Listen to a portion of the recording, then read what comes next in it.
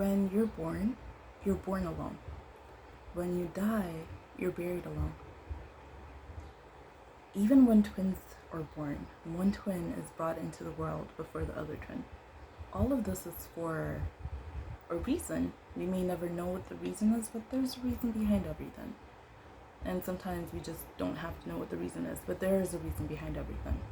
That aside, because I'm not trying to find out what the reason is, solitude is a blessing. It's a very underestimated blessing. As humans, living in a society, you are always going to be surrounded by people, unless you're put in solitary confinement. You're always going to be surrounded by people, whether it's by choice or by circumstance. There's always going to be at least 1 or 2 or 3 or 100 people around you. It's part of our lives as human beings. But when you take time out of your day by choice, and you cut everyone out by choice, that is a blessing. Not everyone even has that privilege to have time to themselves. It is a blessing. If you're in a position where you have that privilege, where you can take time out of the day and just focus on yourself and cut people out and even like temporarily block phone numbers or block contacts or whoever's trying to reach you, do it. You will never know when you'll get this chance again to just have that moment where it's just me, myself, and I. It goes a long way to giving you the peace of mind that you need. This has been said time and time and time again. Like, being around people is draining. It's draining for everyone, for anyone. Like, it's draining. Life around us is all about energy, and what do you expect when you're around other people? It's an exchange of energy. Like, at one point or another, your batteries are gonna drain. You need to recharge. How do you recharge? Cut yourself loose.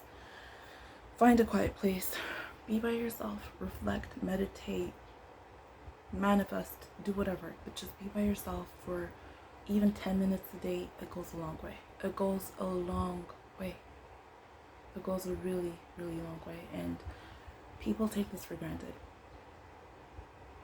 There's some people that 5 minutes passes by and they're like, I need to call someone, I need to do something, I cannot be by myself, like I'm not comfortable, I don't like this, I'm so lonely.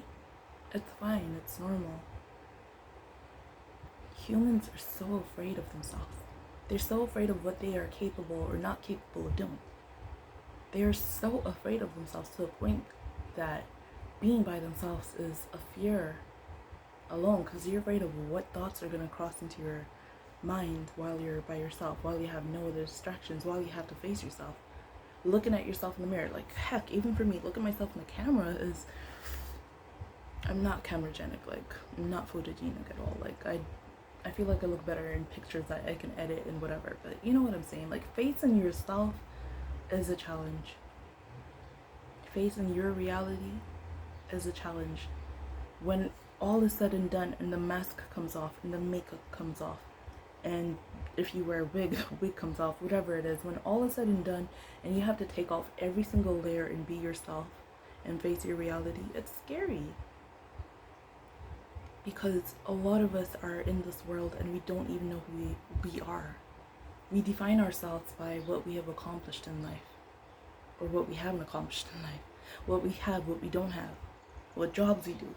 But if someone was to truly ask you, who are you? Without you explaining who you are based on what you do, where you're from, but who are you? Would you be able to really answer that question? And honestly, the only way you'll ever be able to answer that question is if you ever take time to just shut the world around you out. If you ever have that privilege, grab onto it and get to know yourself for who you really truly are. Despite what is going on around you, despite what you've achieved in this life or what you have not, like, despite all of that, I hate to call it superficial stuff, like, get to know who you really are. Don't be afraid. Look at yourself dead in the mirror one day if you have to, and just ask yourself, who am I? As a person, who am I?